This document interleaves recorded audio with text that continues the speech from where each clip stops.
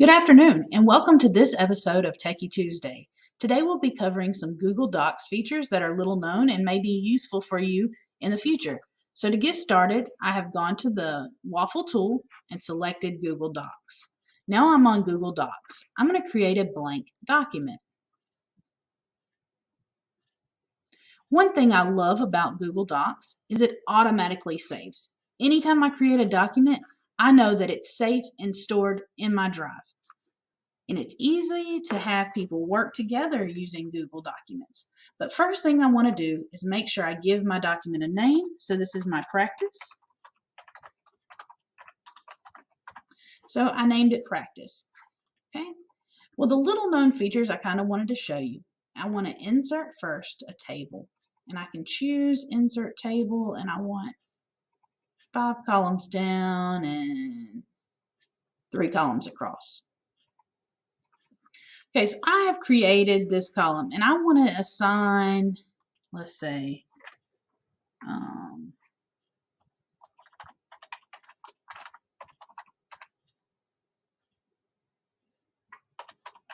going to put this as person responsible, and I'm going to name this task. And I can put whatever else in these other columns. But right here, what I want to do is under person responsible, I want to make a checkbox so I can assign it to someone. When I assign it to them, then they know that this task belongs to them. So I can simply go to insert, and if I come down, I can do a drop down and insert the drop down. So I can do project status, or I can do review status, but I'm going to do a new drop down, and I can name this person responsible or whatever else I want to. And I can put different people's names in here. So I can put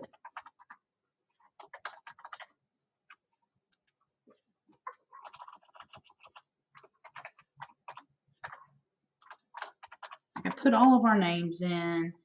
I can do that. And I can also color code these. So anytime they see their color, they know that they're responsible. So I can do that. And I can take off option 4, or I can add multiple options. You can have as many as you need. So let's do that. So I'm going to put that here. So I put that drop down here. So I can select whoever is responsible for this here. And that makes it a simple drop down box within my table. One other thing you can do is you can insert smart chips. So if I want to do people or a calendar event or a file or a place, I can do that. So I can do smart chips people, and I can actually select that person from the menu. Or I can do insert smart chips a place. I can look up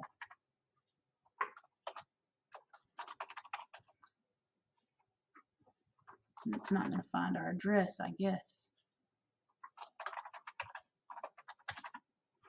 So here's my address. So that's where I want the place to be. And it will actually give you the smart location of each of these. So this is something pretty cool.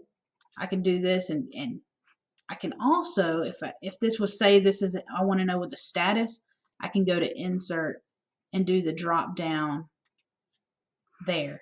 And I can do project status, and it would automatically put in blocked, in progress, completed, and you could have this. But these are just some cool things that you can do in Google Docs by adding this and assigning people. One other cool thing you can do is if you have an assignment and you want somebody to see it, you can always do @ followed by their name, and then it'll be tagged. So now that person is tagged there. So anytime you put the @ symbol in their name, it does that. One other thing you may want to do is highlight and add a comment. So I can insert a footnote, but there's a table of contents, but I want to actually insert comment. And so Sydney's adding this comment. And so this, you can actually go through and assign this to someone as well. And I can comment this. And later on, now that this comment, or say you have a student and you read their paper and you wanted to comment something so they knew that needed to be edited, you can come back through and they can come in and get linked to this comment, or they can resolve it. So once they have corrected something that you had left a comment on, they could go ahead and check that off, and it removes the comment from their paper. These are just some cool, interesting little things that are unknown about Google Docs that we can use.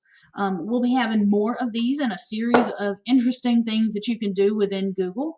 And I hope you enjoyed this episode of Techie Tuesday. Can't wait to see you next week.